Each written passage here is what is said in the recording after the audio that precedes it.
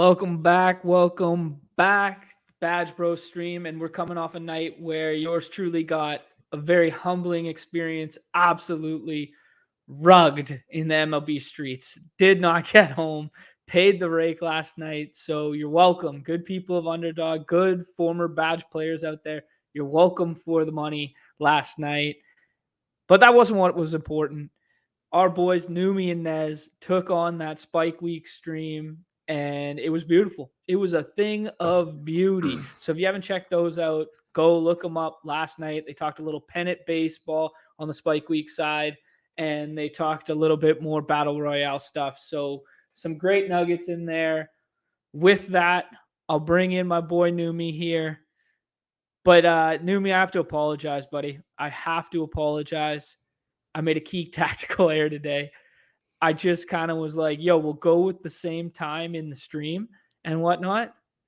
Overzet streaming at the same time. This is not good for our view counts. There's too much crossover in the streets for us. But we'll put a little content out there. We'll do some drafts. How you doing, bud? I'm doing well. We're basically we shoot the shit anyway, so might as well just stream it. People can watch it, listen to it, fast forward through all the bullshit, whatever they want, Yeah. However you want to consume your content, it's fine with me. I hear that. So big Thursday night game tonight. Like big circle your calendar Thursday night. Chiefs, Chargers, big total 54.5 was the last that I saw it at. And different than the Monday night contest. The Monday night contest was very shallow after the first 3 rounds. I'm looking at this one and I'm like, ooh, there's 3-4 guys that could break the slate late. Like we got some deep targets here, especially with the Keenan Allen in injury and the less talked about Donald Parham in injury. Yeah. So what are you looking and seeing in this Thursday night game that you like so far? To be honest with you, I normally just fill out a couple of these for BR purposes. I don't go too heavy into these. It's probably just I did one for the main and a couple I did one for the main and I'll probably do a couple for the second one. But it's all the points that you said. With the two teams, it's much deeper. The game is not what are we sitting at, like a 53 total or something like that? Yeah, 54, depending where you look, for sure. Yeah, I think it is right now. Maybe I forget, but yeah. Compared to last game, or you were just like the last 2 rounds, we're just trying to find the guys that could potentially score, aka Will Dissly. So are you saying that Darnold, or Parham didn't play last week either? So yeah, just another key point that there's 2 offensive weapons that just aren't out there. Like it makes guys at the back end look a little bit better. That was my thing. Parham wasn't out there last week, and they have Everett and McKitty. So I just don't know. I think it's the main thing. It's Keenan Allen. Yeah. No, definitely, it's the main thing. Of course. Yeah. It was just pointing out the fact that McKitty's in play again. Basically, is all I'm suggesting with that. Yeah, for sure.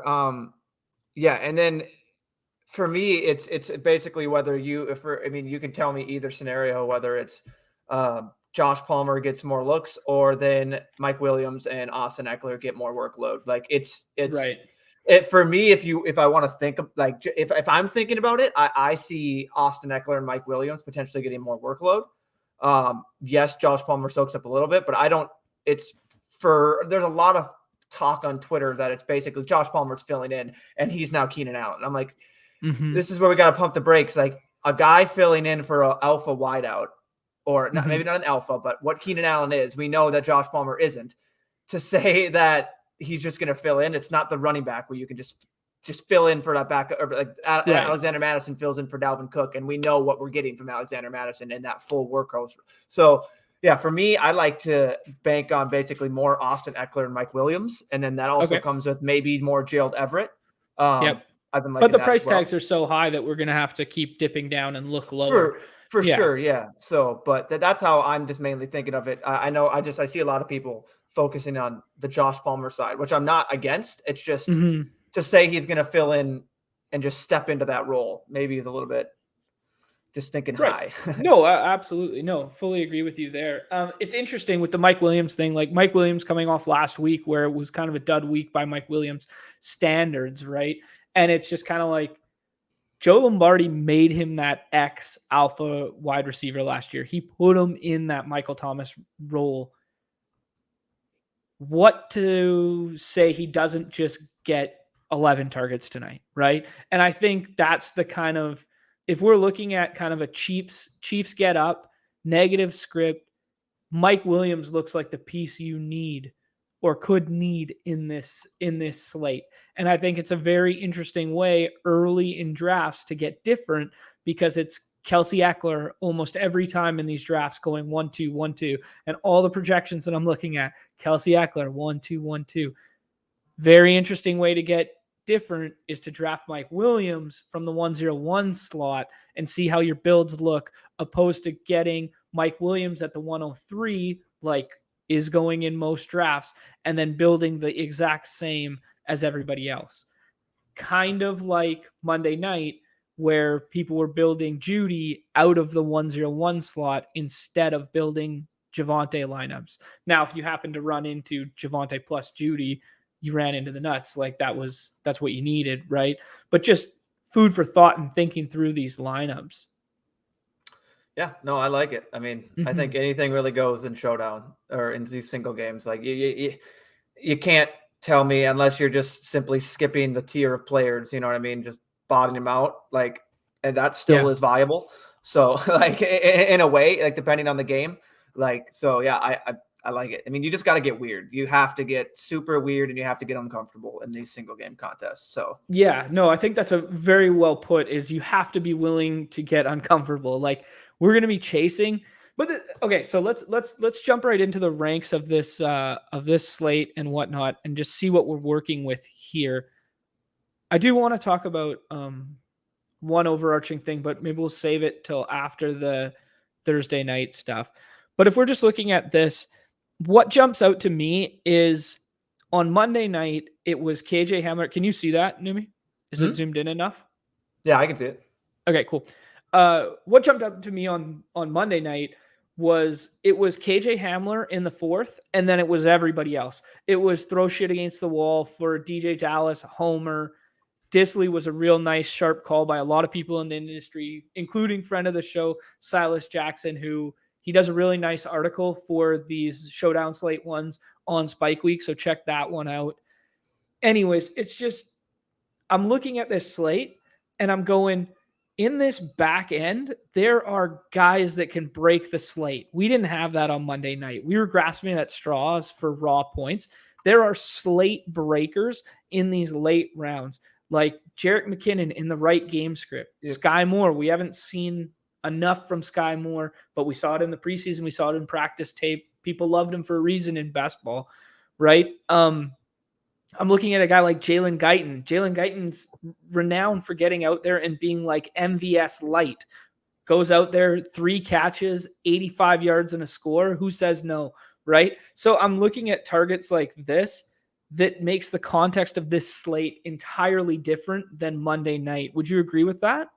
Oh, yep, for sure. For sure. Yeah, no, there's way more depth. And along with the depth, we have offenses and quarterbacks that coming into the season we had already in our priors as top 5 offenses. I think we can both say right now. And now they're facing off on this island game. So yeah, you're getting the just overpowered offenses, elite quarterbacks more than they are Monday night, a step above Russell. So you're getting the tippy top elite key or like in that. The only thing that possibly would be better, basically, I guess, if you're getting Josh Allen against one of these two, like it makes it, and the fact that we don't even have the quarterbacks, so that's not to bring that up, but like you have them, and then their weapon, it makes their ancillary weapons more viable, and then along with how deep it is, you have the Chiefs who have Juju, MVS, Mecole, Sky Moore, like in this contest.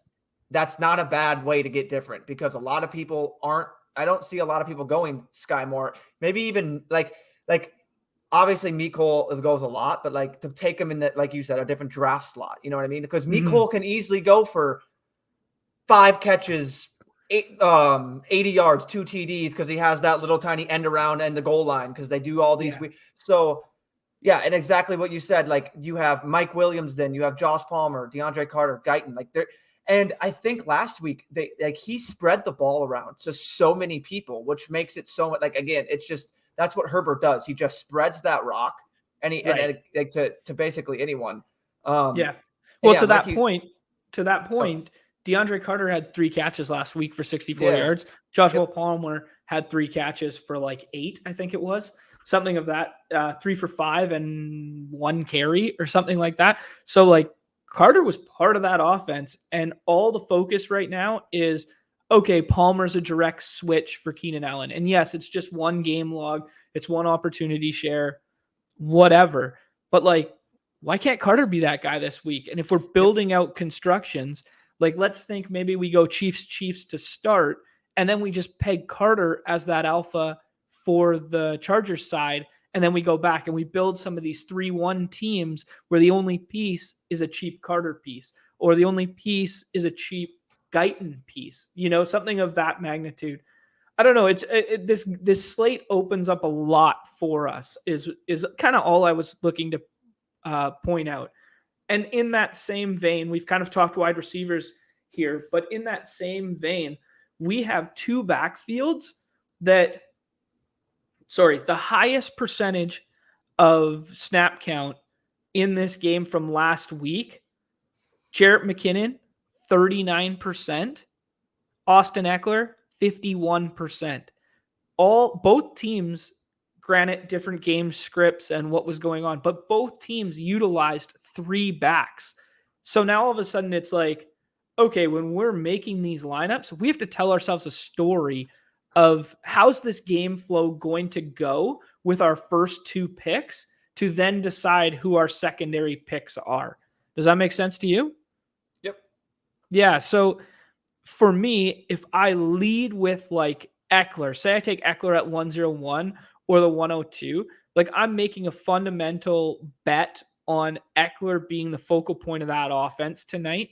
And I'm probably going to run him by himself and then pull Chiefs players back with it, even if those Chiefs players happen to be 2 running backs from the other side, just from like a macro level construction perspective. How do you feel about that?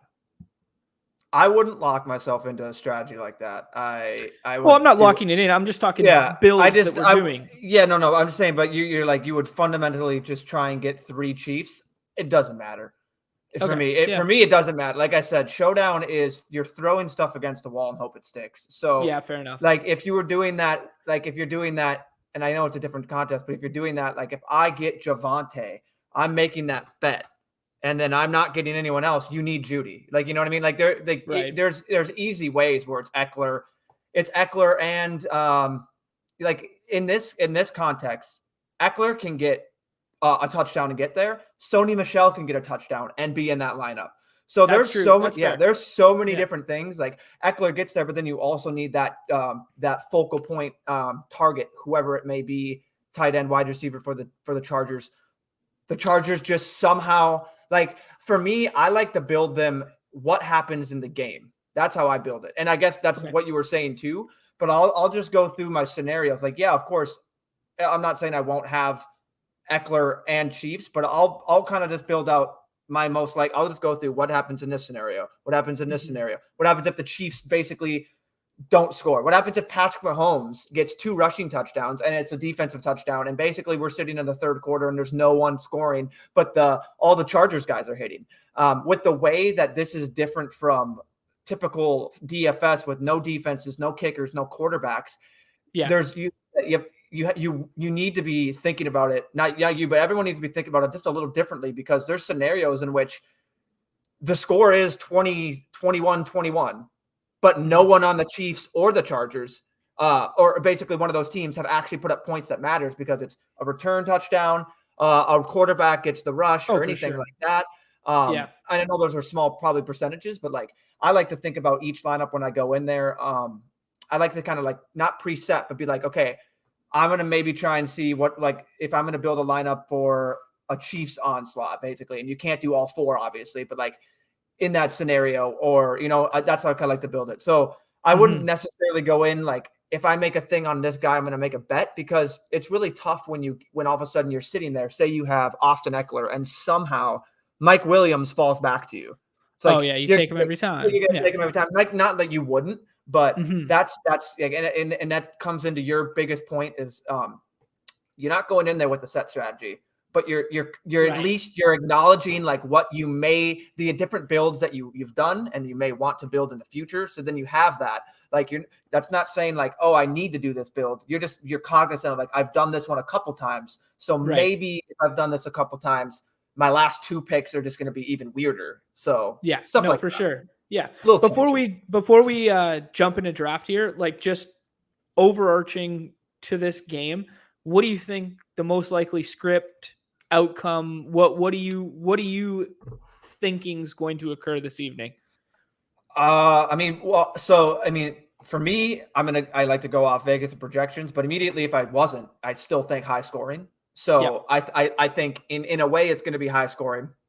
It's going to be like, if I had to just basically look at it, it's going to go through Travis Kelce again. And then you would like to think that it's going to go through Austin Eckler, but it's not guaranteed. So basically my stand, if I were to start building my small set of lineups, not taking the whole portfolio approach, if I'm building 10 to 15, I may almost kind of have a very low Eckler and make a conscience not to go Eckler and get these other running backs for the Chargers, because I don't think many people are even going to touch them. Okay. I like that. Even a Joshua Kelly, Sony Michel. I know that, but I mean, that's all we need. We just need Eckler. You're betting on Eckler not to get the points, and then you're betting on your bottom. You're betting on the other guys then in your lineup to succeed, and then the bottom guys are also basically negatively correlated together. For you get the touchdown on one of the running backs, Eckler doesn't score. So that's kind of my general thought when I first saw this and looked at rankings and stuff. Right. I mean, effectively, you're making the same bet as what occurred last week, where it's like Eckler had an absolute floor game, and then I believe it was the fullback who scored the touchdown, a receiving touchdown. So you're betting on the case that it's Sony or Kelly who gets that goal line opportunity, or who gets that one-off touchdown. And then Eckler's not the piece you need because you built around Kelce all night. And that makes sense, because, I mean, Kelce's my 101 right now. Is he your 101 in these contests right now? Yeah. If I had to pick right now, it would be Kelce. I would take, and for sure, obviously he lines up with ADP, but I mean, even if I'm looking at projections, I see actually with the floor and just base median projection, it's going to be Eckler, but that's my bet. But we're not looking for median projection out here, right? Exactly. Like, we're looking for outliers. So and exactly, and I know, like, so I mean, saying like you're hoping for Eckler not to do that, like it's like, okay, that's the bet, but there's no passing target on the Chiefs that can match Kelce. And it's not to say in these lineups that if you don't go Eckler that I'm 100% going a backup running back. It could be the entire Chargers pass game. You know what I mean? Like, it could be your Trey McKitty, which is a great play. I think the running joke is you get the backup tight ends on these island games and they flourish, man. They flourish in these contests. So in DFS, it makes a lot of sense because of their price point. But in these contests, it also makes a lot of sense because of their price point. You know what I mean? Like, the reason everyone talks about these backup tight ends is because they're 800, they're 200, they're 600 on the showdown slates in terms of salary. On these ones, their ADPs are either untouched and unowned, or their ADPs are like in that 11, 12. So you can build them out with that 101 pick. So if we have that 101 of Kelce and we build out over and over again, it's a really nice thing to build kind of maybe a 3-man Chiefs. And then with that last pick, what about Trey McKitty, right? Yeah, no, that's exactly it. As your one-off Charger. Yeah. Yeah. That's exactly like 100%. Cause you're hoping in the scoring and the way those contests works, a guy that goes 4 for 40 and no touchdowns, That's nothing. That's 6 points. Congratulations. The tight end that catches the touchdown and gets that catch automatically has more points. So like, you're just hoping that you get the Will Dissly. You get the guy that gets that one catch, one touchdown. That gets you there in this contest. Okay, so who do we like here? Do we want to try and build out an Eckler team, or do we want to try and do this Mike Williams I like as your the Mike Alpha Williams. X? You're just talking about it for the brand. Let's do Mike Williams. Yeah, I think I like it too, because like if you ask me who has a better chance to break this slate and be the guy you have to have, for me it's Mike Williams. Like, we create a scenario where Chargers are up a couple scores and then they're chasing points, or I mean when Chiefs are up a couple scores. For me, it's Juju. I can make a case for MVS or Juju. I'm not touching anything below that at this point. Which I would be MVS, but okay, I'm fine with let's Juju. do it. I mean, there's so many builds, so yeah, there's so many builds. So now we got two quote unquote slate breaking stretch the field. And how I kind of think about it is that if Williams is that guy to go off, I'm hoping that maybe it's not Juju that gets these catches and all that. It's like he's spreading it around, and then it's MVS that gets the 4 targets for 101 or 100 yards and a ton. You know what I mean? Stuff like that. So because MVS is the guy that can he can get you there on that one touch. Right. Okay, so we started with Williams MVS. We got Gerald Everett staring us in the face right now. I think making a Mecole Hardman bet right here is just making a worse MVS bet. So my eyes are gravitating towards Everett kind of being the last of that tier of the 100%. Guaranteed starters that can score a touchdown, that can get volume as well. So I think we take him here, and then we work back with what you were saying, the strategy of either implementing, I think in this build, I like a Chiefs running back, but implementing a game script that makes sense here. I think this is our ideal. Yeah, I think this is our ideal target is McKinnon here. And if we were, wow, that's interesting. So if we're looking at the board, I was just about to say this guy probably shouldn't take McKinnon because he already has 2 running backs and one of them CEH. He started Eckler CEH and then he still took McKinnon. So we can make the exact same. Yeah, we can make the exact same bet here with Isaiah Pacheco, or we can go in a different direction and hope Carter is the Palmer and we go Chargers onslaught. Which do you prefer? Let's go Pacheco. Okay, cool.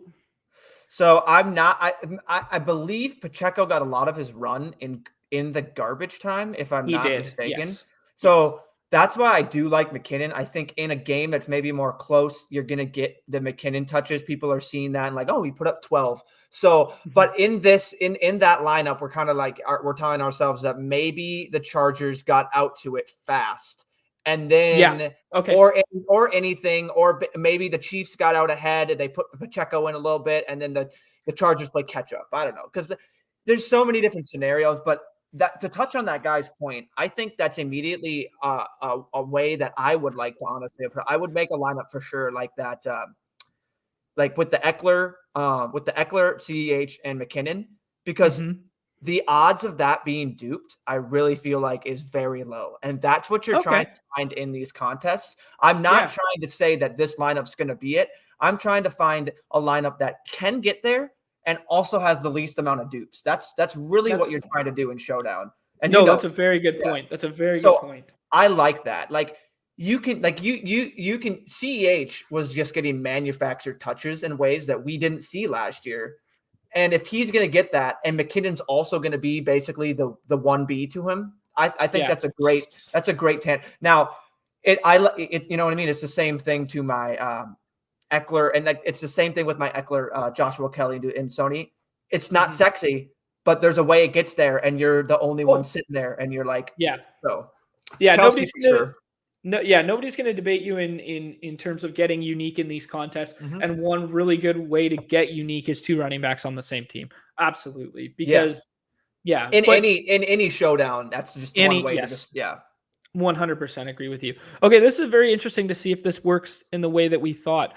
If a couple targets fall to us here, and these drafts have been going very standard, like it's just going Kelsey, Eckler, Williams, like every single time. I really like foregoing Everett here and either running that kind of MVS and Palmer with Okay. Kelsey. What are you looking at? I'm done with whatever. Like at this point, like I could see Kelsey. Maybe you do Palmer and Everett, and then you come Yeah. back with a Chief, maybe McKinnon or something like that. That's something I would I like in guess another build. in theory, I don't think McKinnon makes it back, but Yep, no, for sure, potentially, for right? Because sure, for sure. I think McKinnon's ADP right now is kind of like with an asterisk. I Yeah. think he's definitely going above Carter. Well, he's going above Allen for sure, Carter for sure, and Sky Moore, right? And like McKinnon's going to go at this turn, like right here with this pick, almost every time, I would think. But our fellow badge bro brought up a great point that I think we could honestly do here if we wanted to, and that's Jalen Guyton. Yeah, because the Guyton bet feels that we're making is this team is just the game is just hitting that total and then some. You know what I mean? Yeah, I think that's a really good point. Yeah, I think that's a smash. Although point. McKinnon came back to us, so it's McKinnon or Guyton for me. Like really, Okay. it's. I think in terms of a value standpoint, I think McKinnon makes a lot of sense to get that value at this 12 spot. It's a unique build. Yep. And we can go ahead and get Guyton another time. I think in the construct of this very lineup, though, McKinnon doesn't make as much sense as Guyton does. Mm-hmm. You know what I mean? Because if we're telling ourselves a story about a Kelsey, MVS, Palmer lineup, well, that's basically the script where Palmer fills that Keenan Allen role. He's going low A dot. He's going 6-7 receptions. The Kansas City side is beating the doors off of them, basically, with MVS and Kelsey scores.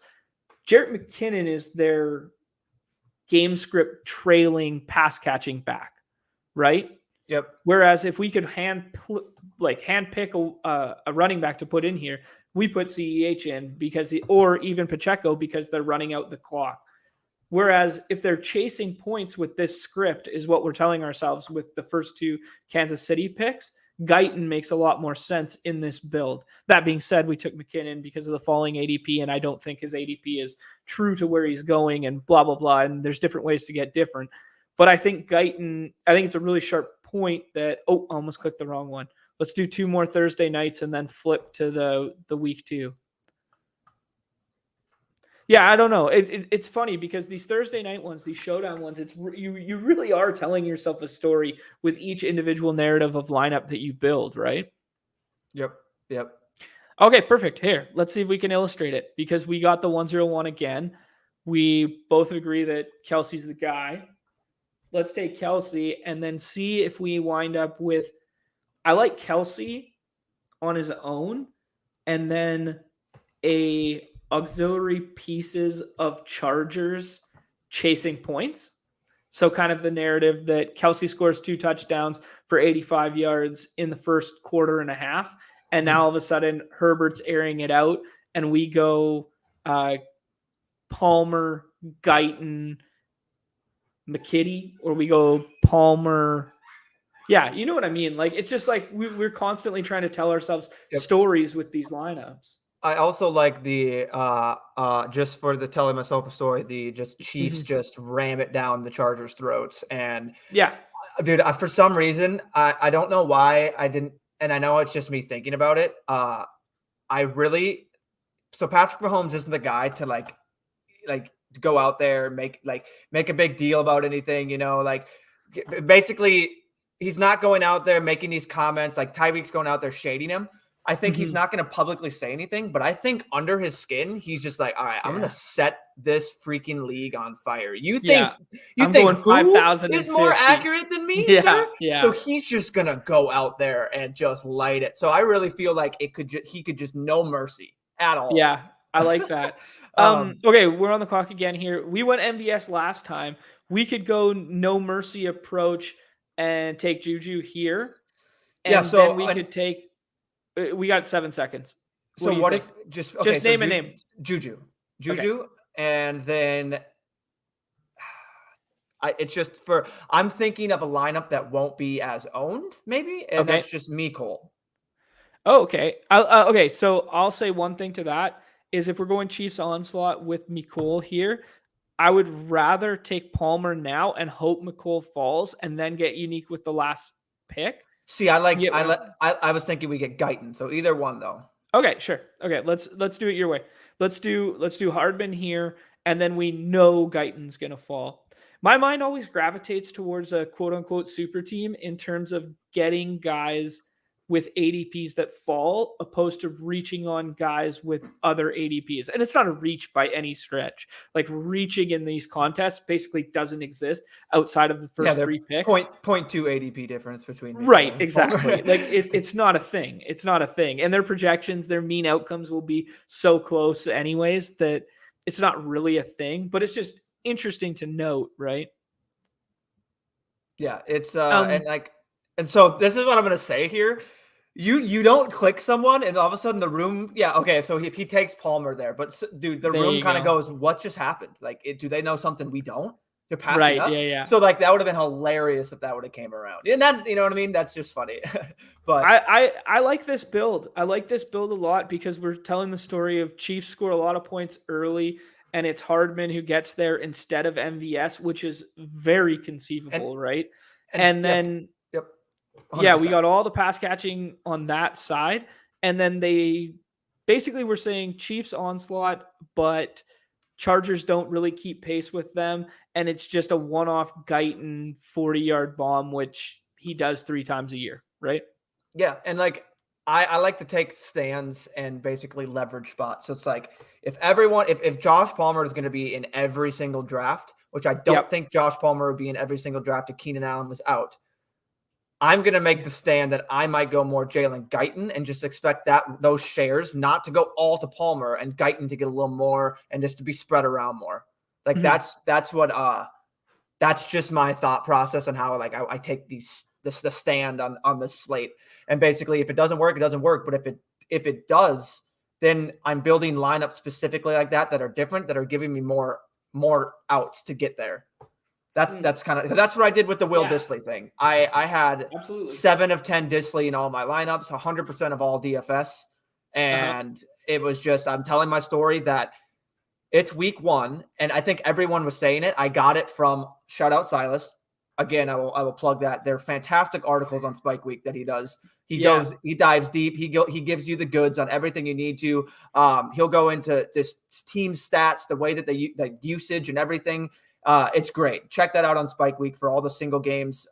Thursday night, Sunday night, Monday night. He does it all. So it's perfect. Shout out Silas. I saw on there that Dissly, how much he's getting action basically in the sorry, we can go here. No, we're good. Continue to go. Yeah, we'll take I'm thinking super chalky start here. Evans, we'll tell Evans. I saw Mike and I said Evans. We'll tell our stories. Mike Will is playing the Alpha X, and somehow we get what we got last week with CEH, where the points are being scored on the ground. Yeah. But yeah, just on that Dissly point, it's like if you just tell yourself whatever story, and mine and I read that, and it's just he's getting more action, and everyone thinking it's 100% going to be Noah Fant. He's going to go off, and no one's really going Dissly. I guess quite a bit were, but not as like it was very low owned. So that's how I kind of like to approach these. I think the most important point about that on Monday night was overlooked that Noah Fant was playing deep into the fourth quarter of preseason games, and Will Dissly got paid in the offseason, has been there for a while, and they're treating him as, the tight end 1. Yep. Regardless of what the fantasy community thought. Okay, so we got CEH and Mike Will. We're on the clock here. Everett jumps off for me. Do you agree? Yep, I like Everett here. Okay, so now this team is chalky as all hell because I think Everett comes back quite frequently, and we started with the most common 3-4. I would go McKinnon. Okay, so if you think, as soon as you said chalky's all hell, I'm like, just put that running back on there and just say, you know what, it can happen, and then hope. Right. Yeah, because we're that guy hoping the guy solo shipped that. I didn't know until Eric pointed that out yesterday that someone solo shipped the main Monday Night Football contest. Yeah, I saw it. And that's once he said that, it's like, well, okay, you just really gotta get. It was an impossible build, though. It was an impossible build to like the point where I thought it was like a collusion spot, but then we talked about it a little bit. It was literally that lineup that we discussed, and it was Disley as the one-off, but it was Judy plus Sutton plus was it that Javonte Williams, and it's like, well, how the hell did he get that? But it kind of makes sense if you tell yourself the story that Rashad Penny went second overall. He takes Javonte first. Penny goes. The person at the 3-4 turn. It was Javonte, Penny, Judy, Disley. So yeah. Right. Sorry. Yes. Yeah. There you go. Yeah. Yeah. I was like, if he had Javonte, Judy, and Sutton, and that thing didn't get flagged, hoofda. Right. Even this one though, I see how you say. I guess the draft had to fall just perfectly in his favor. You know what I mean? So yeah. Say the lineup again for me. It was Javonte. Yeah, Javonte, Rashad Penny coming back, and then so he double tapped Rashad Penny and Judy, and then he had Disley, obviously. And it's not telling me the pick that he had him at, so I don't know. Well, Disley would have been 12. He has 101. I assume he has 101. Yeah. Actually, no. You know what? It probably makes more sense from the two.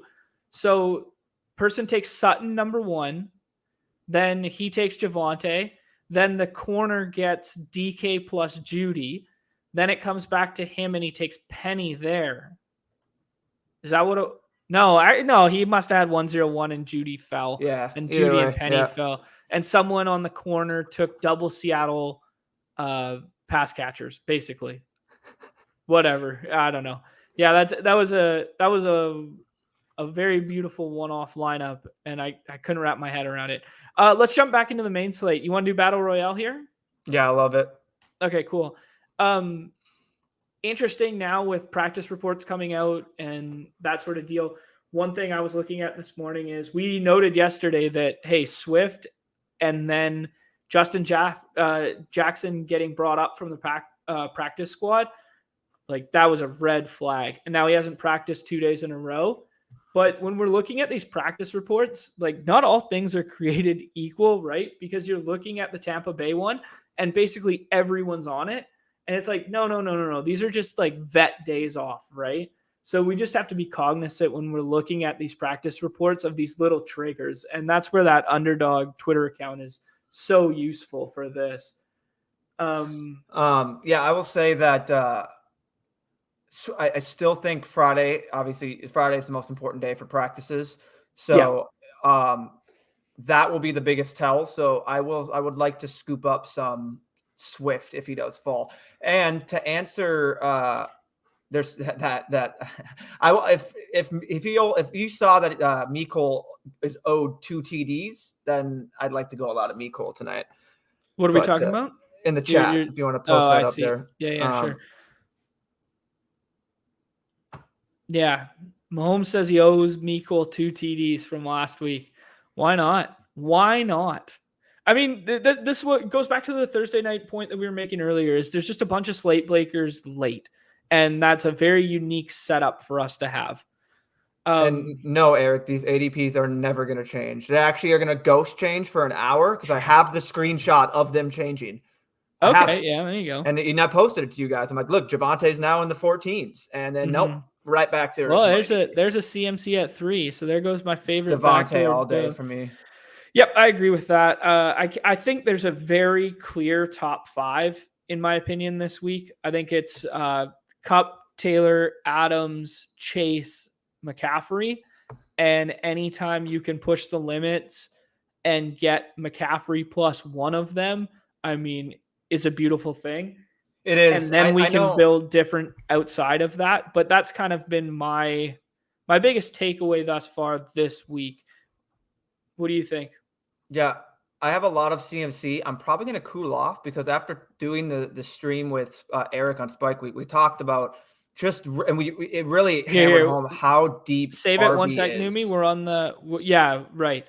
speaking to that point, we're on the clock here. Do you want to do a Waller-Adams double? Do you want to try and get the Andrews? I'm not a fan of the doubles in this. Okay, Hope he comes back. We got 7 seconds. Or are we like Pittman as a one-off, or do you like a bring back early? Marquise I like keeps Andrews. Falling. Okay, I missed it. Too slow. Too slow. Yeah, I like Andrews in a vacuum too, like just as tight end 1 for this week. And I mean, Jackson went right away. You don't have to have him stacked, and he's an easier target to backstack with. He goes Lamar right after. Jeez. Yeah, we didn't take Andrews. I thought no, we didn't. Andrews. We didn't get it in time. I just took Pittman because, to be fair, I don't have a lot of Pittman, and Pittman's a really nice. Still hammering Swift at the 12. Yikes. Yeah, I was inverted too. Like, obviously a sharp player too. Just interesting that's the thought process, right? Who do you like here? Tyreek? Yeah, I like that too. I like that a lot. For the same reason that we targeted the guys that we were talking in the Monday night is, slate breaking potential. I mean, right? yeah, we're chasing Tyreek ceilings. Yeah, Tyreek could literally be at the end of the week. He could, you could make a case for him up in that top tier. Like, I don't. So yeah, I love Tyreek this week a lot, and those are some nasty wideouts. Yeah, and you have RB1 James Conner, RB1 Cordero, RB1 Zeke, RB1 Nick Chubb, exactly. RB 1, 2, 3, 4 Josh Jacobs, whatever you want to call him. There's still go down there. Penny. I'm pretty sure there's Fournette. Yeah, Fournette. We're not Kamara's touching him. below We're not it. touching Wilson. Henderson, Akers, Kamara. Like, this is I right now it's screaming like there's the wide receivers aren't there in the back end of the draft that can put up what these guys can, but easily someone could match CMC or Taylor. Easily. 100%.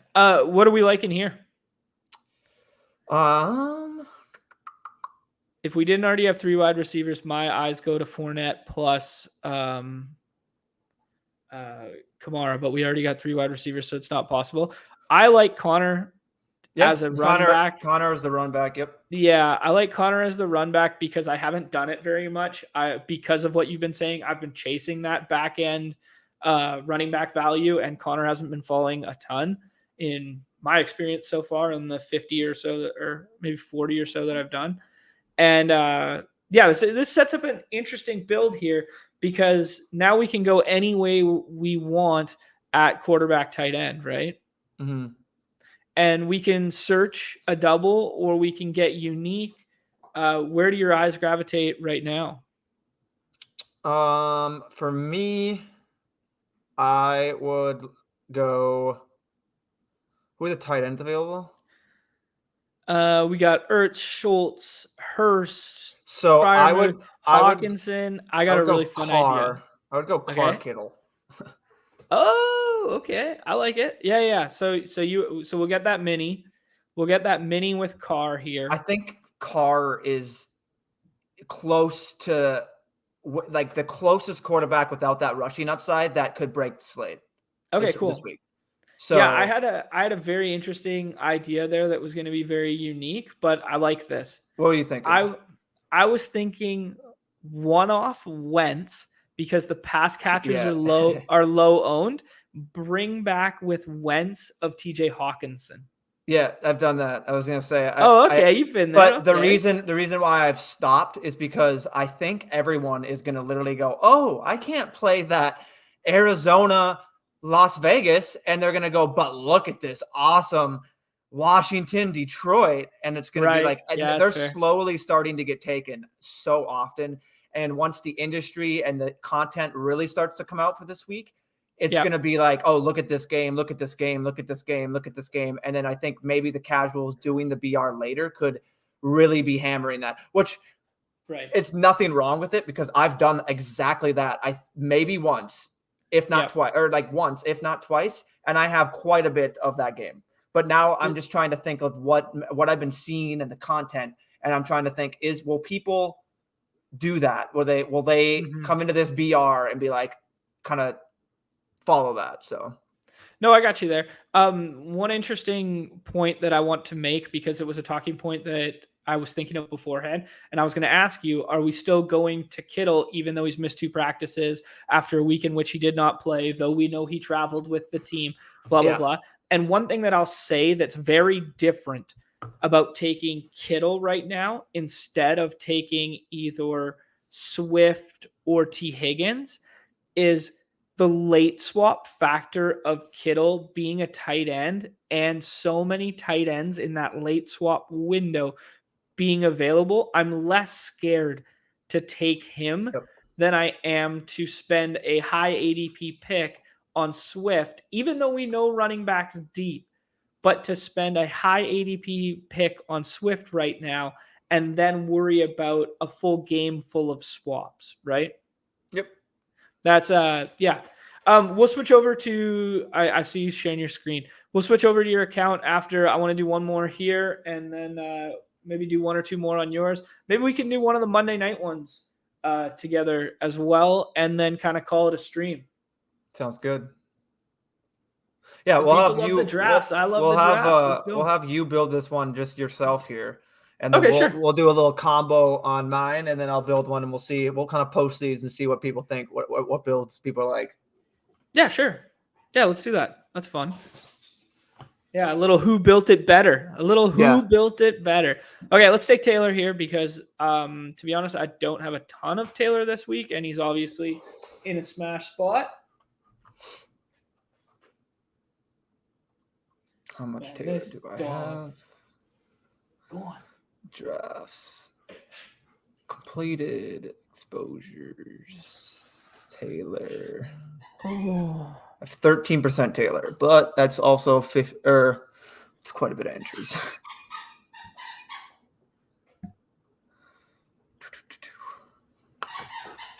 Okay. Barkley.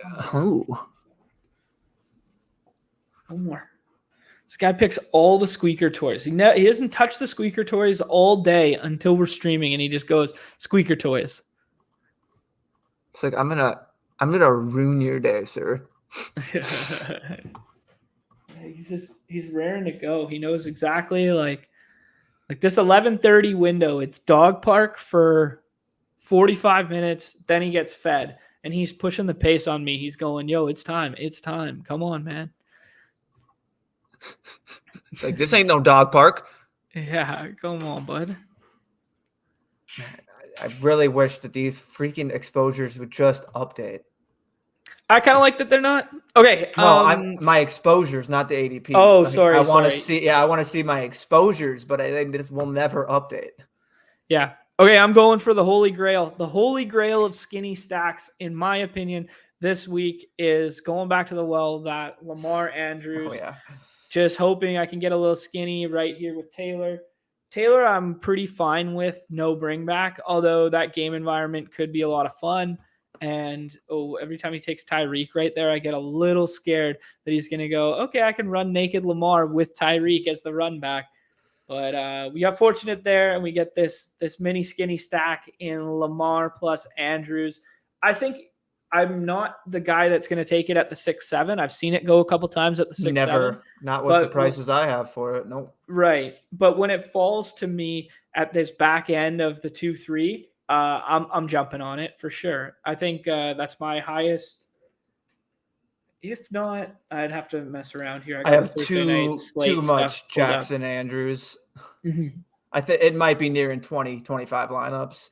Love it. I mean, that's where we talk about combinatorial ownership, where it's like your exposures are going to tell you have, 35% or whatever, but how much of it's on its own? How much of it's with a run back? How much of it's with Lamar? How much of it? So I wish there was I track it on a personal level, but I wish there was like a metric where we could track it better. We will be getting the Spike Week tool next week. Yeah, the overlay tool. It's looking like it's going to be implemented for dailies. So we'll get beautiful. We'll be able to show that off on here, and that'll be the icing on the cake. You'll be able to that's a game changer. Yep, it'll be beautiful. And they're so responsive over there at everything that we need. Like if they're not paying us, Newman. They're like, come on. No. If there's an idea that they want for that overlay, you just say it, and they'll as long as it fits on the screen, it'll go on there. So absolutely, no, absolutely.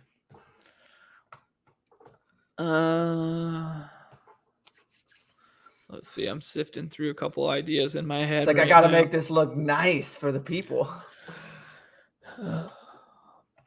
Yeah, I think the thing about Amon-Ra is like the target share is real, the game environment's real. Like there's a chance that Detroit's defense is just so bad that they just have to sling it every single week from here on out.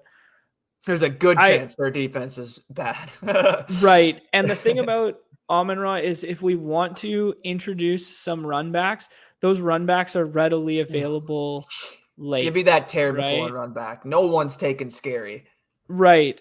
I think I'm going to get cute and go with a one-off Kamara and then hope for a run back in the Washington game side here for this lineup.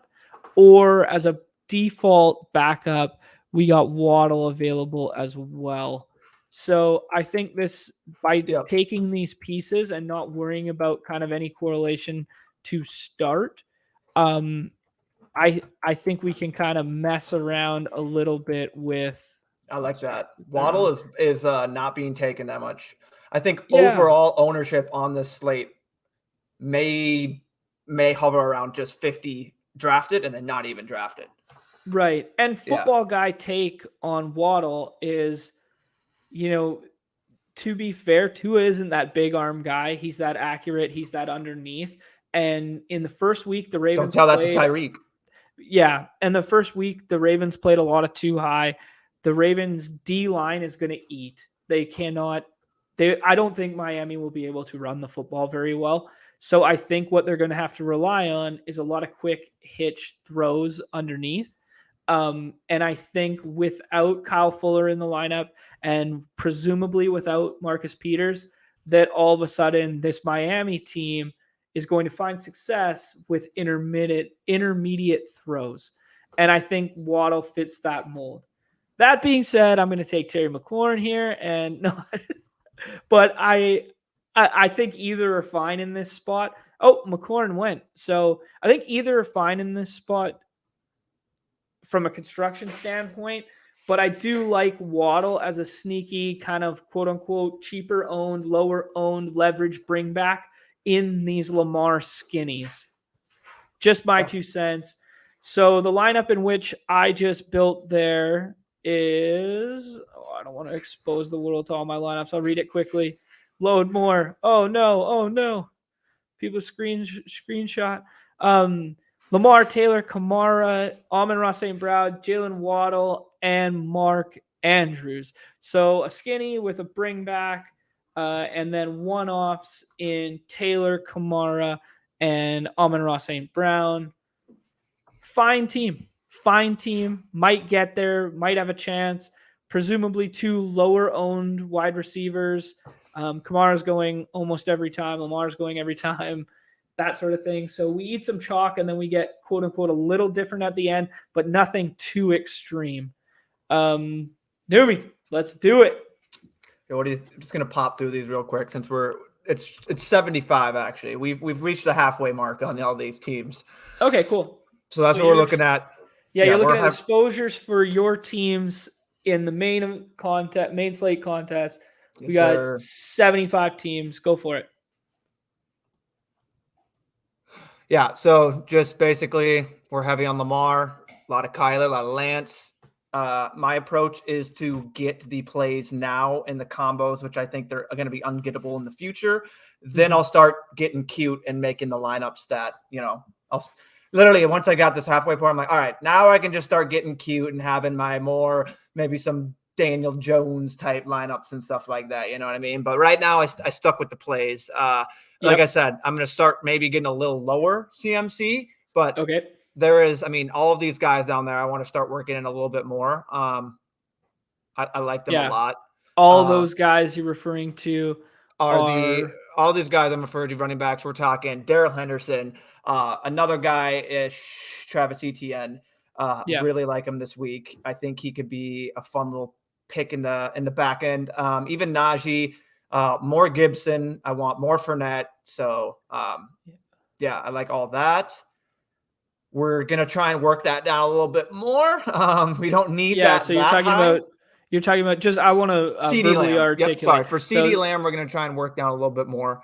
Yep. We're sitting at 36.5% through 75 draft. Well, 74, but I mean, we're talking about a guy who was sure he lost Dak, but they're still going to be pass heavy. They're going to be dogs now, which works in his favor. Yep.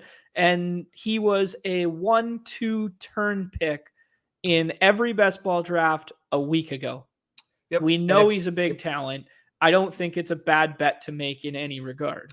You know, I've already got it. I've already made my bed, so I'm just gonna live with it. The top wideouts. This is only high because Marquise Brown is only at my third exposed wideout at 23%. I guess he's tied with Cooper Kupp because he just falls for me. I mean, he's fallen to the last round in so many drafts that it's just like, okay, highest total game, number one wideout. Overreaction, people. I'll scoop them up in the last, uncorrelated. Right. Like, what are we doing? And no one for target competition right now. Yeah, I get it's the him concerns. And Ertz. Yeah, I get the concerns. I get everything out there, but I'm just gonna not overreact. I'm just gonna play the plays. So, Numi, I gotta know if you realize this. Only the real ones notice. If you're a sicko and you're drafting these contests every day and on the phone, on the app, the little picture pops up when the player gets drafted, Kyler's and Marquise Brown's have changed since yesterday. No, Kyler has that. Yeah, Kyler he's got new pick too. Yeah. I was like, dude, that's some 100%. Deep in the weeds sicko 100% saw that. Yeah, 100% saw that when I drafted Kyler this morning. I'm like, is that Kyler? Oh, that's Kyler. That's new Kyler. Yeah. Okay. So new Kyler with the Marquise haircut. Yo, how about shared haircut narrative street on the stack? Did they get their haircut together? They got the same cut right there. You just need facial hair. So, but well, he's working on it. He's still young. And then tight ends very consolidated with a Kyle Pitts, Mark Andrews sitting at 24%, George Kittle 13, Waller 8, and then a big drop off of just kind of a mix of everyone. Eric knows what's up. He noticed with the Burrow pick. He knows. Oh, did they finally change him back? Okay, they finally. It got a little annoying. No longer the sunglasses, bro. Yeah, cool. Yeah. That was just a little old, to be honest with you. Just get a picture of Joe. All right. Yeah. So let's do it. We'll get in there. So you want to do this one together, or you want to do this one? We'll do this one together. Okay, sure. Yeah. And then we'll post all these four, the 2 combo ones, and then all separates on a little poll or something. Yeah. Winner loses their badge, bro. Credentials. No, I'm just kidding.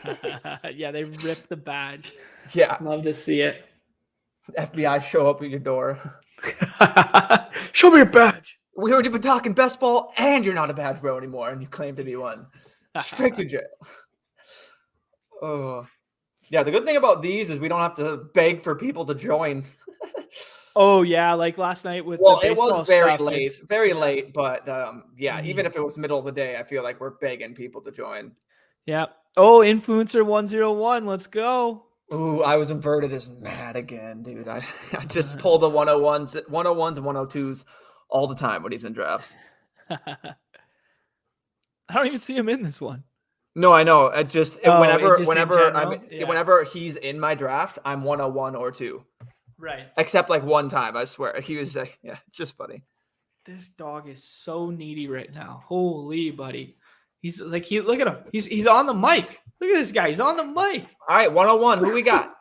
101. Who we got? I'm Cooper Kupp this week. Not you. Talking to the dog. Come on. Oh yeah. Talking to the one that's this guy. He's gonna pick whoever's got the most dog in him. Who's he gonna pick? He's like, whatever gets me to that dog park the quickest. Yeah, no doubt. Look at this man. He's jacked.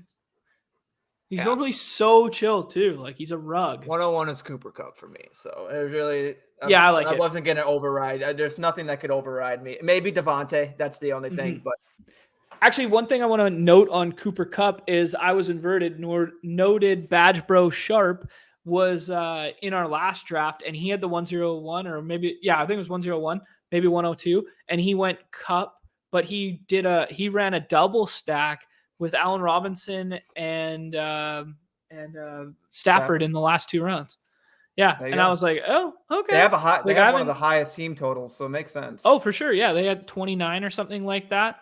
No, highest on 30.5 now. highest on the slate. Yeah, over like them individually over the any other game like the Raiders and Cardinals. So yeah, makes sense. I mean, that's the spot to target your double stacks is the Rams, the like your Waller and Adams, right, with the pass catcher and even the Broncos. I think a unique double stack would be Javonte, Russ, and a wide receiver. That's a fun little double stack that easily could get there. Like I get that's capping your ceiling maybe a bit, but like you're just saying that Russ is gonna cook.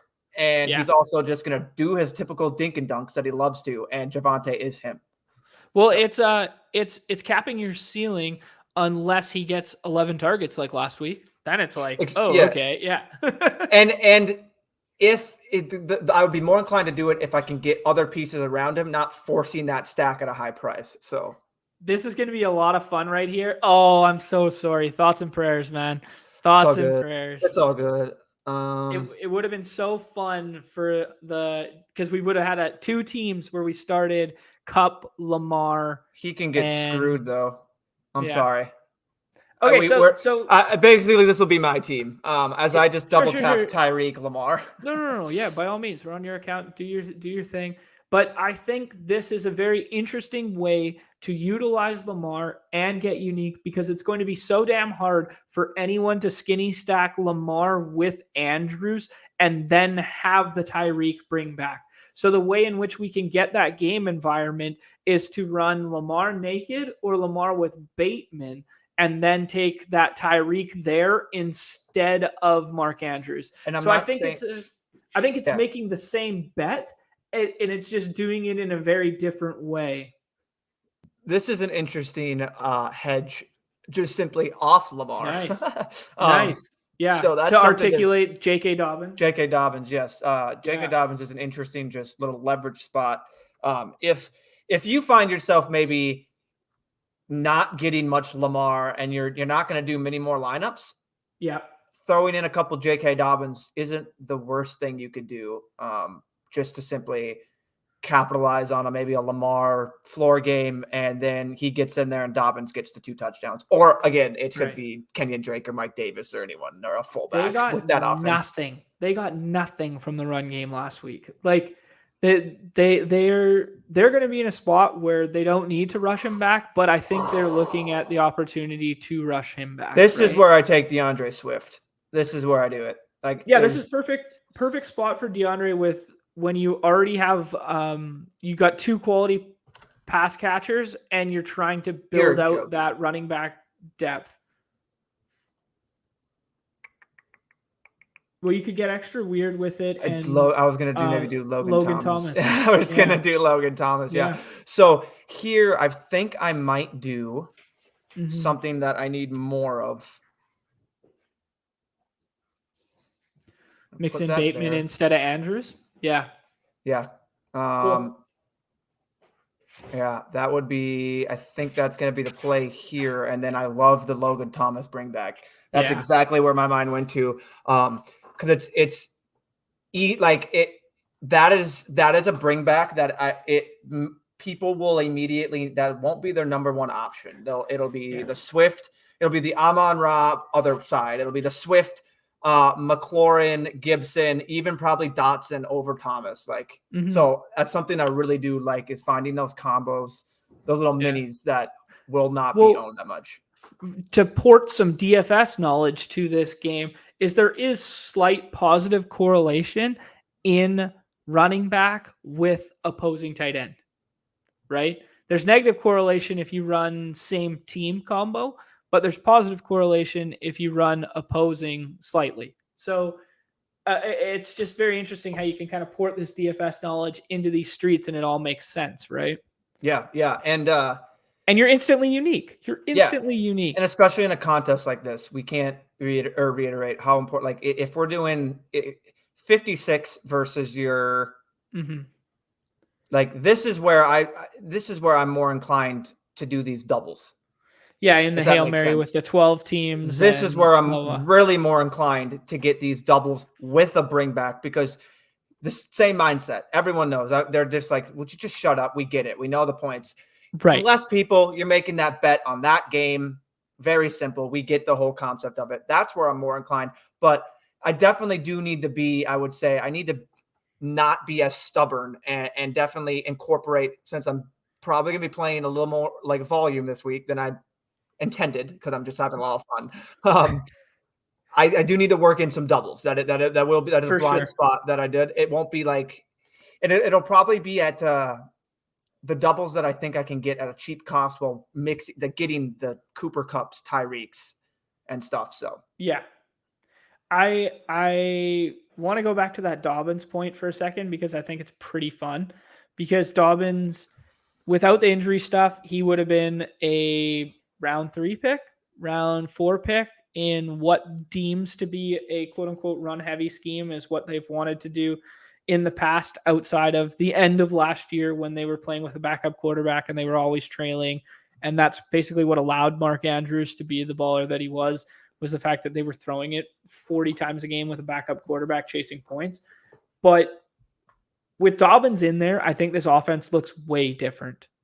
And they still have holes on that offensive line because they still have it's Staley injury, but like still it's a very, very cool point of leverage that might be like 8 to 11% owned, if that, you know. And it makes me think, like, at this point with the bet I'm making, I don't think I'm personally, like, I'm going to say that's an interest bet. I don't know how much I'm going to be willing to, maybe in this contest now, I hedge that. I don't think that's the move. Yeah. Maybe a couple, but it's like not with your portfolio right now. With my current, yeah. So yeah, I guess that one can be. Do you want that one? Sorry, to be like who you took the Logan Thomas with the last pick? Like we discussed it at length, but just to confirm, I'll go back to it here. It was the team that I basically took over, and then we kind of comboed.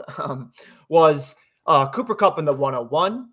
I came back and forced without any discussion, Lamar Jackson, Tyreek Hill mini that you said previously in your draft that you liked. Yep. Then the thing that I think is maybe a key point we could touch on is this is where I would push it basically. To say DeAndre Swift, I would not take anymore right now at that 2-3 turn. Now that I've got him here twice, I've got another one of these lineups where he's here. It's like, if he has the chance to fall there's no reason to tap him at that 2-3 turn.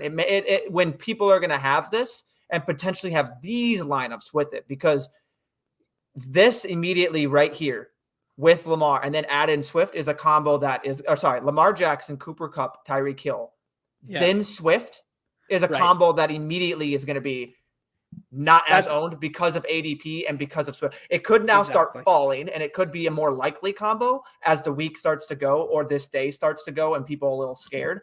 But I'm willing to eat that if he comes back on Friday, logs a limited practice or anything, and he's good. So I love it so much, especially on a 12-game slate where we've talked about the depth at running back, that even if he does not play, his swap value is going to be so high.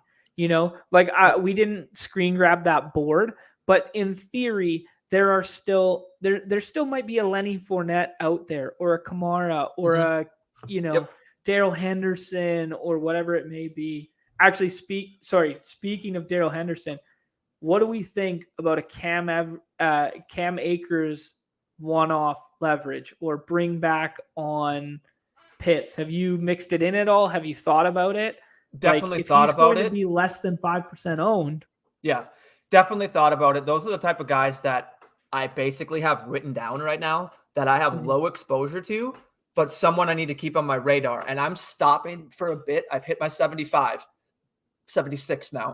The next one will be 77.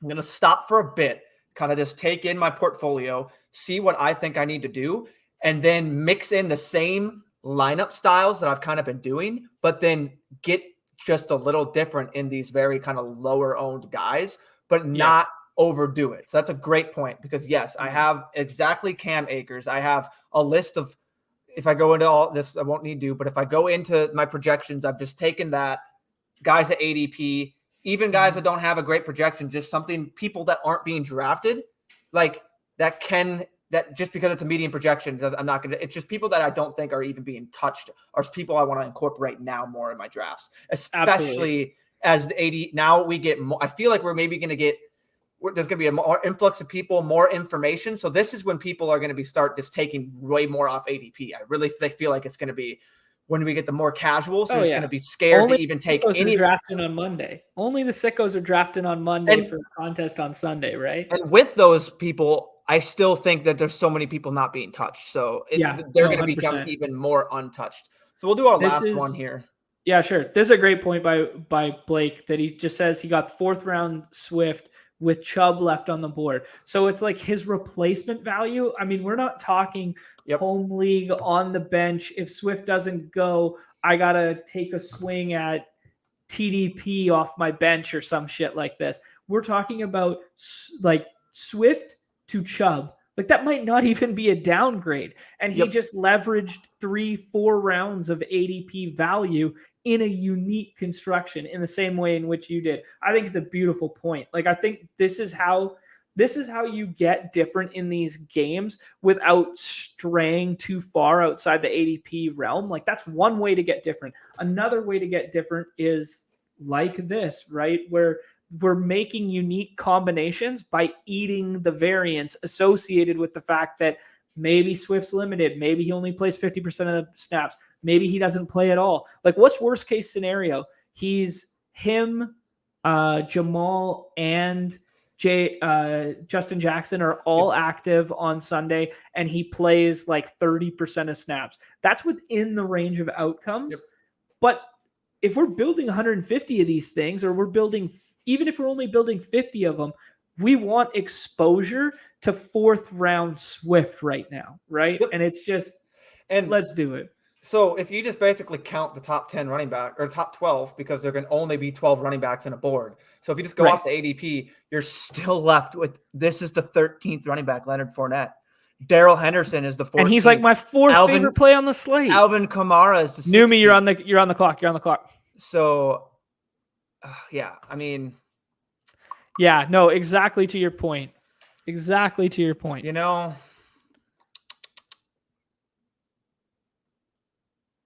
the man likes Devo more than Chase. I like it. It's not me liking it more. It's me. I'm trying to think of my portfolio, all of this as I do it. And the more I do more drafts, the more you're just going to be like, what are you doing? It's just like, I have Chase with all of the combos I possibly could. I will get more. But right now I'm just thinking like, ooh. So this one we can 100%. Definitely. This one, do you want me to do this one alone, or is this the combo? Oh, it doesn't matter. We'll just do it. We'll just do it fluid, whatever you want.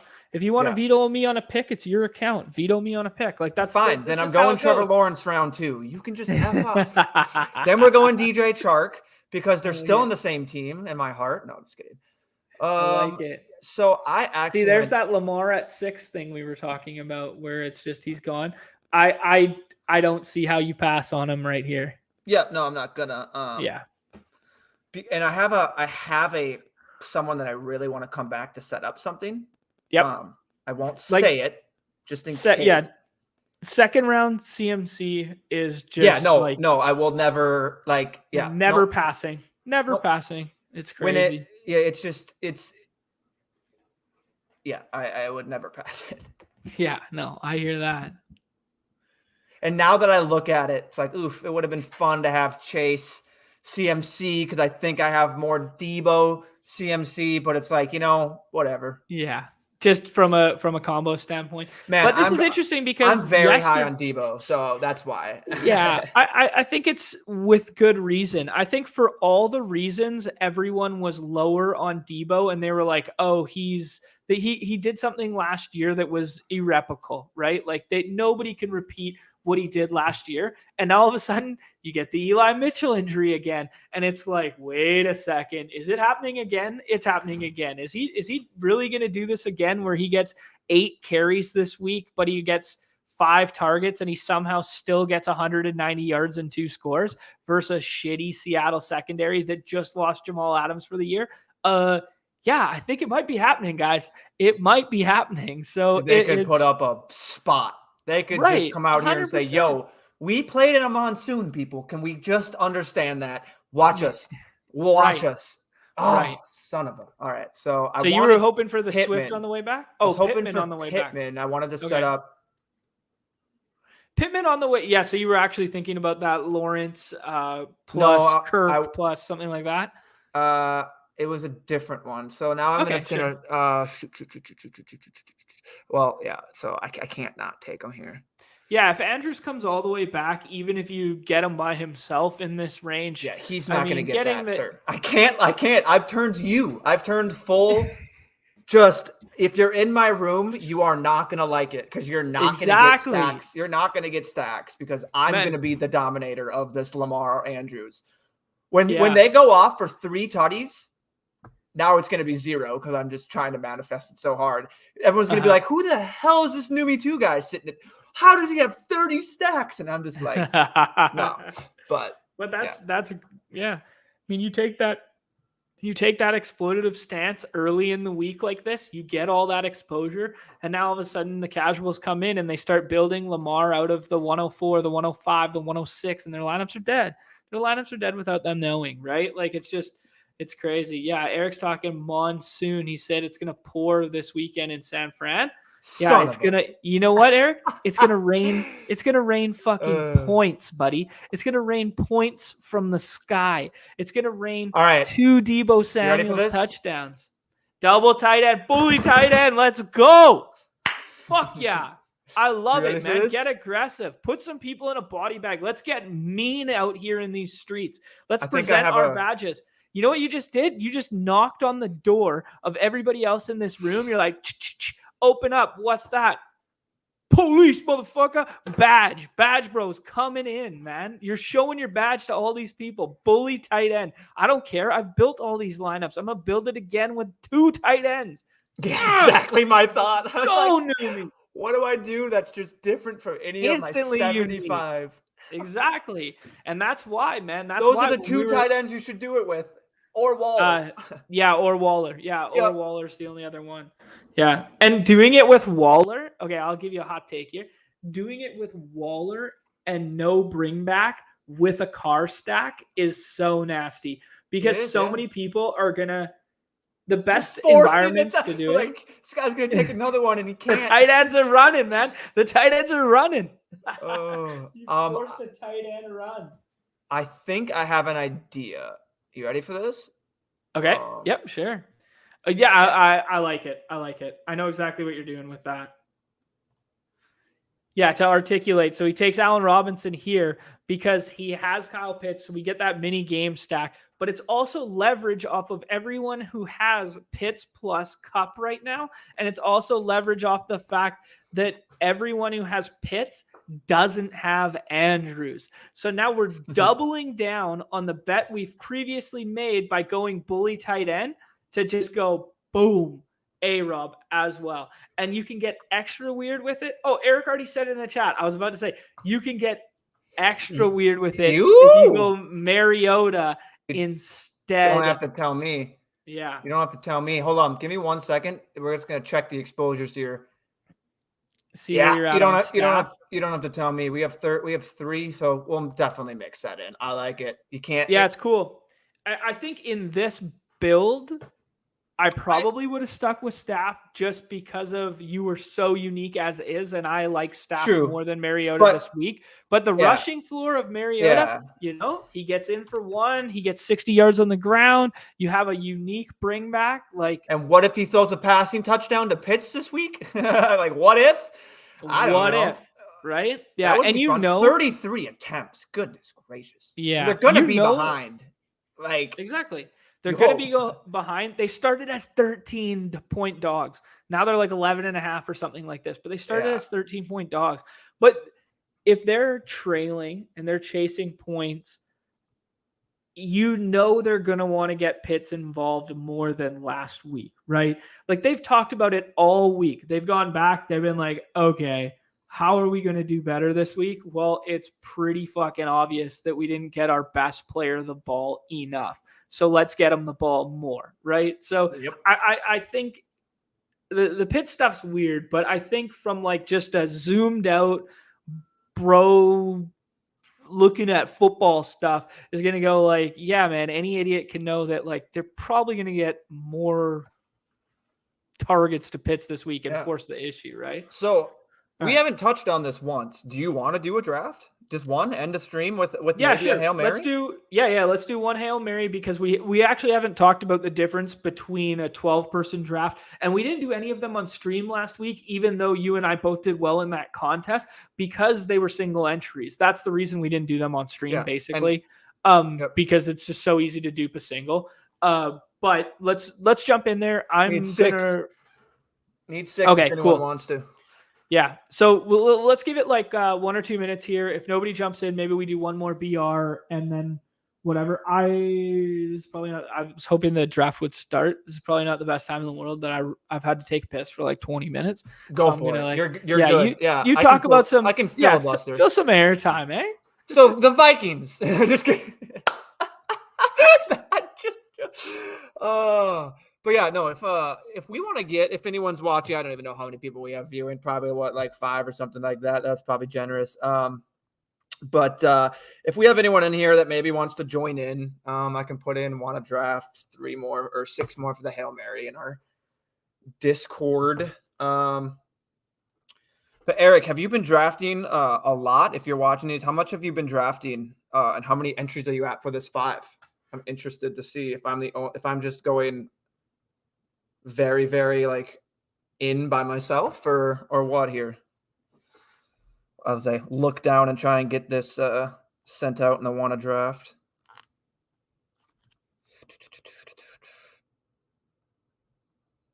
Need 6.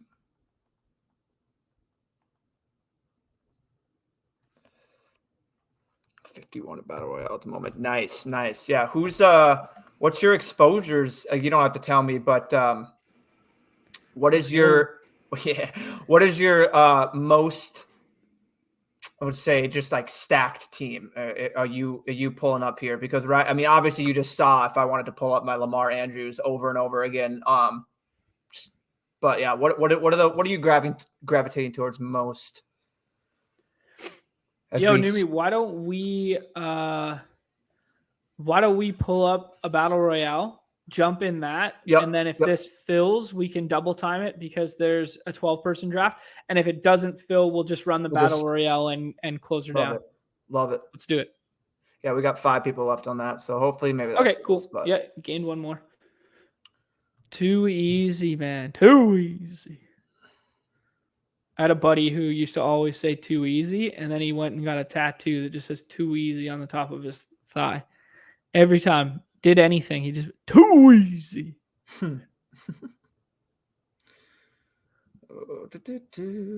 right. Hey, well, we got a little dead time right now. Guaranteed tomorrow's stream, 12 p.m. Pacific Standard Time, whatever the shit that is in your own areas, time zones. Friend of the show, Mark Garcia, is going to be on from NBC Sports Edge and 1 Week Season. That is a guarantee. That's a lock. That was the first person that I promised the other day. And there's a little iron in the fire that there might be another special guest from NBC Sports Edge as well. But no telling who, and maybe not this week. Hopefully maybe the following week, and if not, sooner than that. But we got a couple irons in the fire here, and we got a couple people that have been reaching out, and we've been talking back and forth. So things are happening for the Badge Bros, Numi. Things are happening. Oh, we're up. We're all sorts of ecstatic, baby. Louis Seen is making his debut this week. Get some up for the Badge Bros. We're so ecstatic. Oh, that just makes it. Woo! It's gonna be a good week. We're gonna go into Philly and destroy. Yes, we are gonna go in there. Myself, Philly. I'm gonna put up 10, 250, and 3. Draft me in the Monday Night Football contest. Newbie, you're gonna do a Monday stream and you're gonna do it all by yourself, and you're just gonna talk about the Vikings for 4 hours by yourself, I was hyping up the I was like, team, drafting teams. Oh, dude, honestly, I like right now, as weird as it sounds, my portfolio, I have 1 Jefferson in 15 drafts. It's a KJ Osborne slate, baby. Get all your KJ Osborne. I like it. Interesting. So, okay, here. Yeah, let's talk about this draft first. I think it's going to be Chase for me. What are you thinking? Do you want to do something different? I'm down for it. I think there's a pretty clear top 5 here. So for me, it's either Chase or CMC. And then if you went CMC, Chase. Barkley never makes it back. But I think it's a fun little game stack to go. I know 2 running backs negatively correlate in the same game environment. But the fact that CMC is a pass catching one, and now presumably the same for Saquon, it looks like we could get good here. Eric talking about his portfolio here. He says he's got 51 teams done. I don't know if we touched on this yet. And he's going a lot of that Ravens Dolphins game, that Detroit Washington. So he's jumping on the 3 same games that we've been harping on. And I think it's interesting because we know he's a sharp player as well and that sort of thing. So everyone's jumping on these same game environments. It just makes me want to get even weirder, right? Like I'm obviously mixing them in, but it just makes me want to get even weirder. So I have a unique idea we could do. Okay, let's hear it. Sell me on it. Sell me this pen. If this guy falls, that is what I will. Okay, sell. So you got a mystery player in mind right now. If it's the same guy. Okay, you got a mystery player in mind right now, and it's Joe Mixon, and do people stack Mixon with Chase? Shit, I ruined the surprise, eh? 6 seconds. Come on. Son of a bitch. Oh, you want a Pittman. Interesting. I think a fun stack is the Matt Ryan with the ETN bring back with Matt Ryan and Pittman. I like it. I've done that. I haven't done that, but I've been trying to. Yeah. Okay. We have. What are you thinking? I like Mixon and getting really weird right here. Let's do it. I don't think many people are going to tap Mixon and Chase. This will be your third. Okay. And I think what's going on in this one for me is no Burrow. Oh, okay. Because we're betting on Mixon scoring 2 on the ground. And we're betting on like 10, 140 and 1 from Jamar.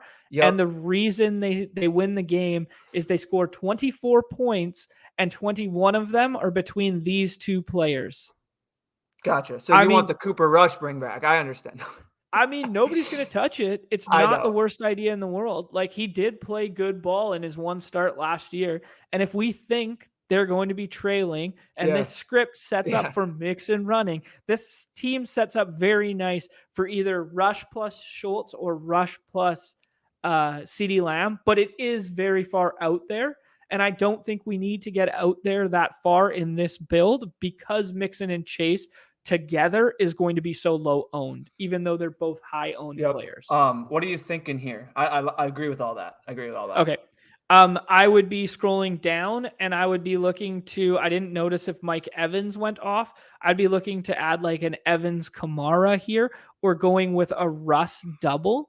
A Russ double would be very rare in this. And I think I would take Judy first. And Russ is the trick because that's fine. Because we're gonna get one of them. Is my thought. And if we do that, and somehow someone takes Russ, then we're screwed out of it. That was my only thing. Okay, so my thought was along those same lines, but not that Russ was the piece that I wanted. Judy was the piece that I wanted, and if we got screwed out of it, Cooks is there. Ban him right now. Ban him. Get him out. Get him out. Ban him. Get him out. We can't ban one of our most loyal listeners. Eric, get him on a timeout. Time him out. I love it. I love it. No, he's bringing up pain with that 38-7. I love it. That's good. Hey, I'm glad someone caught me to sell me this pen reference. Here we go. Sell me this pen. So Sutton or Judy?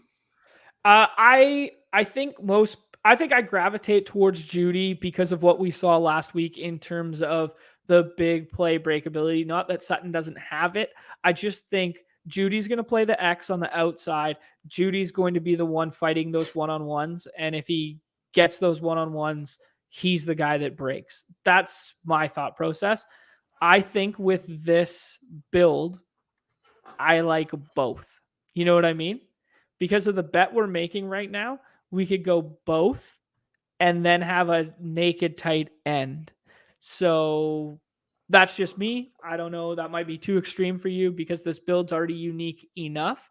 We could go Cooks as a bring back, or we could go totally rogue here and do a tight end plus wideout or tight end plus running back combo, or we could just go naked because we have so much correlation already. This roster sets up very nicely to go in any direction.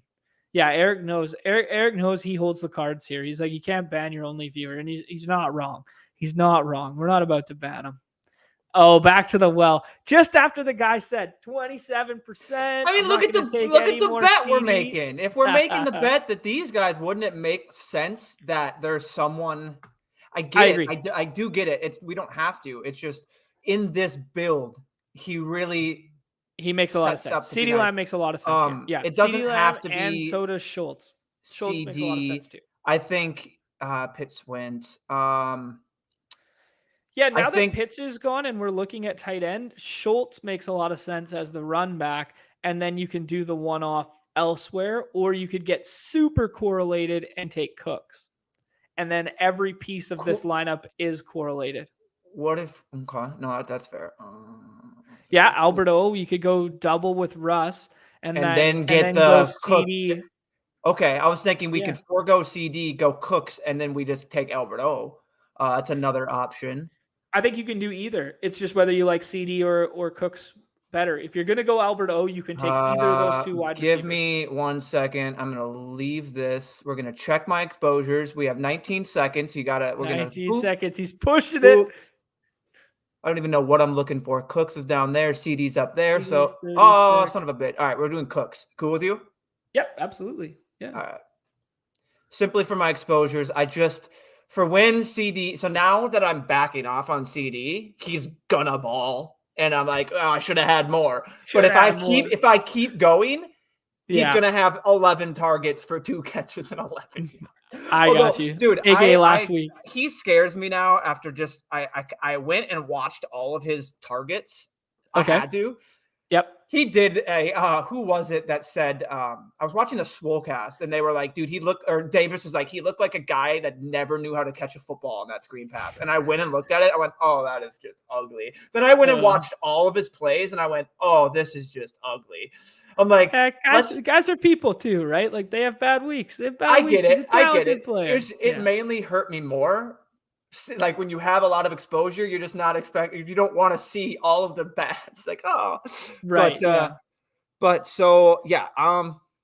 So let's round this one out here. This is a classic Badge Bro stream where it's like, hey, we're just gonna do Thursday night preview. It's gonna be short and sweet. We're gonna do 3 drafts, and boom, hour and a half later, we've drafted 6 teams or whatever, and we're still going. I'll go back into this just in case. See where we're at. Oh, we're at 3. If somehow that fails, otherwise we won't do it. So are we thinking get that? If somehow that double? Yeah, no, I like your thought process here. The fact that we went super correlated means that we shouldn't go naked at tight end because we're so unique as we already are. So we've made a big bet here. Yeah, I know you love Kittle. I know. No, it's Kittle's just that's the only person I would. Yeah, it's Albert O, and then Kittle's like. In case I think Albert O makes a lot of sense because we didn't take the second pass catcher. I think Russ doubles are going to exist, but the Russ doubles that are going to exist are going to be Judy, Sutton, Russ. They're not going to be Judy, Sutton, Russ Judy or Sutton plus Russ and Alberto. So I think you made a very unique team here with some very good run backs with some interesting bets to get different with Chase, because Chase and Mixon together is going to be rare. And you know what's even going to be rarer than Chase plus Mixon is Chase plus Mixon with no bring back. So I think this lineup it's not as pretty, but the story we're telling with it makes a lot of sense. And I think there's no reason this lineup cannot ship a large scale GPP, and you are not going to be duped with an asterisk, right? Like you're probably not going to be duped. There goes your typical Christian Kirk bring back with Jonathan Taylor. Exactly. Standard 6th round pick Pitts that with everybody Cooper knows. Kupp. Yeah. There goes. Yep. Gonna stack that along with it. That one. Exactly. I like that team a lot, actually. I mean, it looks like something I might build. Just throw in a little Sutton piece. Yeah. So yeah, we'll go back. We'll name. So basically, what I'm talking about here for the audio listeners, if you've gotten this far, thank you. Yeah. What I was talking about with the Christian Kirk. So the Indianapolis plays Jacksonville. We're seeing a lot of the same minis. So if you can maybe gravitate, find a different mini, find a different way to set it up. Maybe be more cognizant if you're going to do that mini, try and have a little different, which not to say. So he did Jonathan Taylor, the first pick, the second in the out of the 2 hole, Jonathan Taylor, Tyreek Hill, Darren Waller, Chubb, Lance, Kirk. I like that. That's a naked Lance with a Waller bring back. And then you have the mini stack of Taylor, Kirk. I think overall that lineup could be, it's a lot different than the other ones.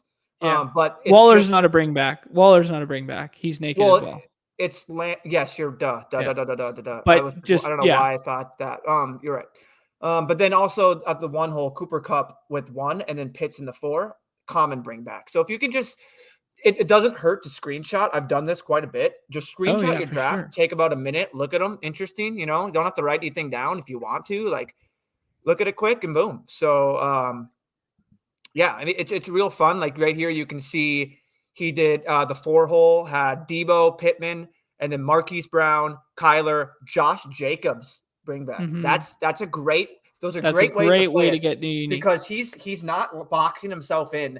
And that lineup is saying Josh Jacobs gets 2 early touchdowns, and the Cardinals are coming back. So that's something I need to work into, because I see that and I'm like, I don't want to touch Josh Jacobs from that game. Well, if it's a high total game, I think I do need to work a little bit of that in. So yeah, no, well put. Let's call her there, man. For sure. We're not doing that one. No. Maybe we can do one tomorrow. We can hopefully set that up or tomorrow. like that. Or you have the stream with him, or however that's going. So yeah, we'll talk about it, and we'll get some drafts in tomorrow regardless, and get that 12-man in there, because it'd be nice to stream the 12-man just to give some different perspective and depth of the player pool. What's going on, ladies and gents? Oh, little golf for tomorrow. I know it's not exciting. I know it's a very small prize pool, same thing as MLB. But one of if you like golf and you didn't know it existed, they do have it. It's a great daily to play. Probably the easiest one to draft. Literally, for the first round, just go out there and draft whoever you want. It go off projections, go not off projections. It's golf. Anything can happen. Obviously, you can get a little history if you know more about golf. That helps. Second round, free website, datagolf.com. You can get free website stats. Anyone needs anything you want to look at, what to look at, specific stacks, hit my DMs on Twitter, Discord. I can just show you the stats that I look at the most and how I kind of game plan. And if you're wondering why you should listen to me, I have taken it down twice and got second once. So I have a little bit of little exposure in that. Just want to tout, we will, as soon as she gets a little more free time. We've talked about it. Hope Bishop will be joining the show at some point. 5-time PGA winner, showdown winner. So she knows more than I do and knows the street. So can't wait to have her on. So yeah, it's gonna be awesome. That's my badge brodettes. Part of the badge brigade, baby. Let's go. There we go. Badge brigade. I love it. There we go. All right. Well, I'm done talking. You guys are just like, shut this kid up. So Eric, thank you for the kind words. Thanking for the stream, and love the content. Bound to blow up one day. We're gonna keep showing up, and just if we build it, they will come. Right? Like, we just keep showing up. We'll keep drafting these teams. We're drafting these teams anyways, so we may as well talk through it a little bit. Everybody's best ball mania dailies, basically prize pools of $1 million dailies. Yeah. People are going to be looking for this. Exactly. And we're going to be like, well, it's a milli maker. So good luck. Yeah. All right. Well, we'll see you guys tomorrow. And Nez is gone for the weekend, so unfortunately won't be joining us. But we'll do something tomorrow. Everybody's favorite part of the show, right as the dog's going to the dog park. Let's hit them on the way out. Later.